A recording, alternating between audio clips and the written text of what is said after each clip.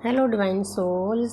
अब हम देखना चाहते हैं कि आपके पर्सन कार्डों के द्वारा आपको क्या मैसेज देना चाहते हैं, क्या फीलिंग है, उनकी डीप फीलिंग क्या है।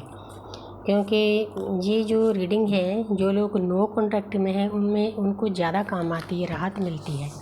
उनको अपने पर्सन के बारे में पता चलता है कि उनके दिल, दिमाग और आत्मा में क्या चल रहा है, क्या फील कर रहे हैं। सबसे पहला कार्ड है 5 नंबर। तो आपके पर्सन हैं, आपके पर्सन की अवेकनिंग बहुत हाई लेवल पर हो रही है। वो आपको बताना चाहते हैं कि मेरा किसी दुनियादारी की किसी चीज़ में मन नहीं लग रहा। अब जो उन्होंने रिश्ते बनाए होते हैं अलग अलग, उनको शौक़ होता है, उन पर भी उनका ध्यान नहीं जा रहा। एक तरफ कप बिखरे पड़े हैं, दूसरी तरफ भरे पड़े हैं, लेकिन उनको कोई नहीं पड़ी। ये अवेकनिंग का बहुत बड़ा साइन है। अच्छी बात है, एक इंसान सिर झुकाए खड़ा है। 5 नंबर होता है अपना बुध का। तो अब वो अपनी बुद्धि से काम लेंगे, अब पहले जैसे नहीं रहेंगे।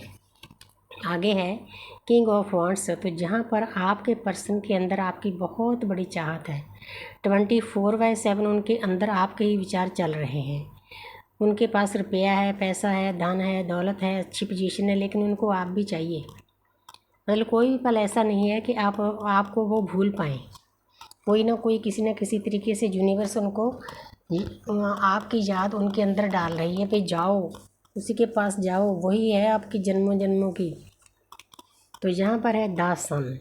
तो ये जो कार्ड है ये 2 चीज़ों को रिप्रेजेंट करता है। एक तो आत्मा, हमारी आत्मा का कार्ड है, एक नई शुरुआत का। क्योंकि आपके पर्सन आपको बताना चाहते हैं कि मेरी आत्मा की जागृति हो चुकी है, मैंने शुरुआत कर दी है, लेकिन अभी भी मैच्योर है।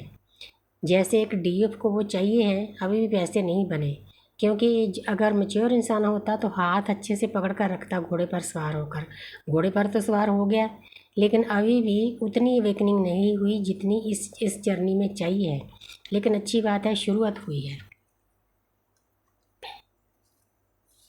आगे देखते हैं भाई क्या हाल चाल है आपके डीएम के, क्या बताना चाहते हैं।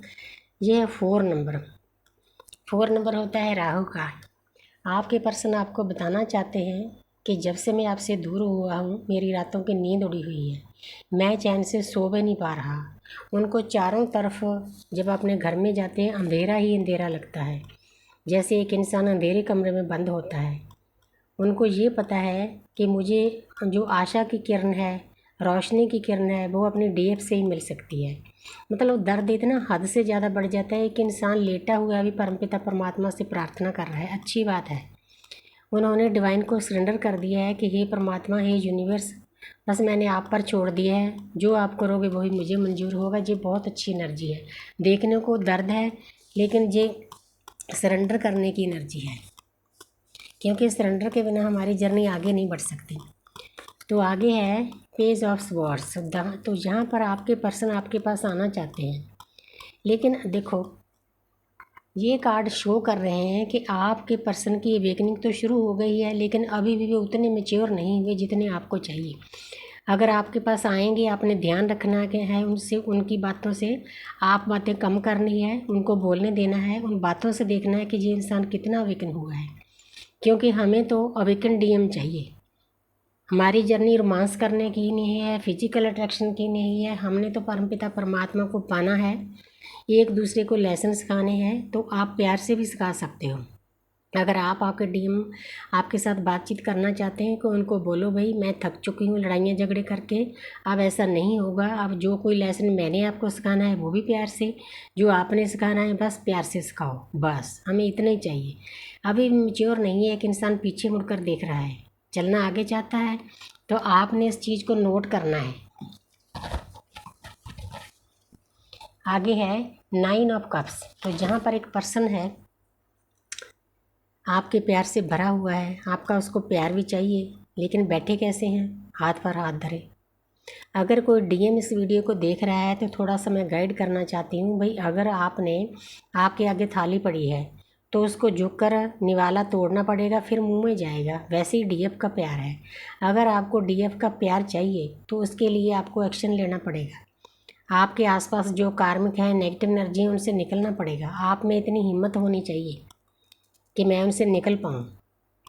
तभी आप डीएफ के पास जा सकते हो, तभी उसका प्यार पा सकते हो। लेकिन 9 नंबर है, कार्मिक सर्कल पूरा होने वाला है। 10 नंबर कंप्लीशन का होता है, आपको उम्मीद नहीं छोड़नी।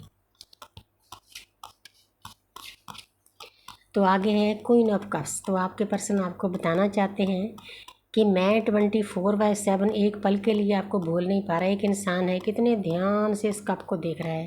कप प्यार से भरा हुआ है, उसके पास रुपया है, पैसा है, वाइफ है और नए नए रिश्ते बनाने का भी शौक़ है। लेकिन जो चीज़ आप में है वो उसको चाहिए, क्योंकि ये जन्मों जन्मों की प्यास ख़त्म करने का रिश्ता होता है। हज़ारों जन्मों में हम कभी एक बार मिले होते हैं, लेकिन अब डिवाइन टाइम आया है कि जो सोल आधी आधी है, इस टाइम में आप मिले हो।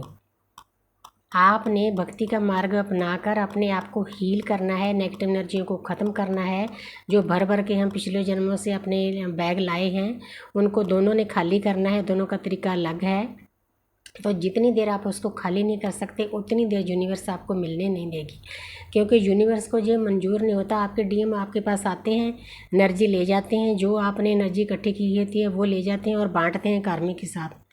ये यूनिवर्स को कतई नहीं मंजूर है, इसीलिए आपको सेपरेशन में डाला जाता है कि आपकी जो भक्ति की शक्ति है उसको आप इकट्ठा करें, इकट्ठा करके ऊपर लेकर जाएं। हमारे शिव हमारे थर्ड आई पर बैठे होते हैं। जितनी देर आपकी ऊर्जा थर्ड आई पर नहीं जाती, आपके शिव जागृत नहीं होते, उतनी देर यूनिवर्स आपको मिलने नहीं देंगे। आपने इस बात को समझ लेना है, ये हमारी जर्नी का सार है। तो thank you universe, thank you angels.